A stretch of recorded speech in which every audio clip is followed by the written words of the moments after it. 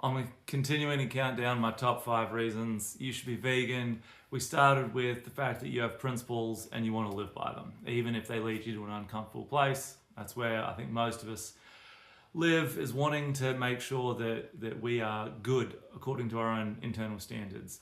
Number 4 was for your health, taking care of yourself. Number 3 was for the environment, taking care of this world we live in, making sure that the thing you do every day that keeps you alive isn't killing this earth we live on. All right. So number 2 is the thing that made me vegan all those years ago, made me vegetarian a long time before that, which is for the animals.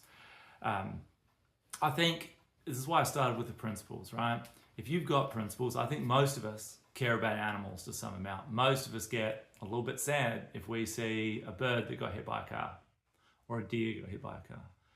I think most people get really upset when they hear about cases of animal cruelty. It would freak you out if you saw someone beating their dog, when you hear a news story about someone doing it. We care about animals. It's part of our nature. We are empathetic beings.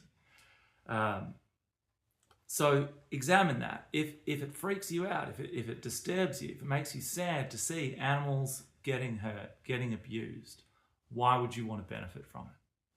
Why is the moral value of an animal different because most people think of it as food rather than a life? I can't imagine beating on one of my dogs. I love them. I can't imagine eating them. When I go out to, when I see horses or cows, I look in their eyes and I think that's an animal. That might not be the animal that lives in my house that keeps me company. But they're an animal, and the fact that I don't know them, the fact that I don't cuddle them, doesn't mean that there's not something in them that I see in my dogs, your cat, whatever it is, right? Like, these animals have value. And we really denigrate that, we ignore that when we contribute to this mass production of animals for killing and eating. Around the world, almost 1 million cows are killed every day to get eaten. Hundreds of millions of chickens. It's kind of crazy to think about how many animals we kill to eat. The conditions they are raised in, the conditions they are slaughtered in are horrible. You wouldn't want to see them. It would break your heart to see them. I don't like looking at it. I don't watch these PETA videos about, slaughterhouses, because I decided a long time ago that I wasn't going to contribute to it.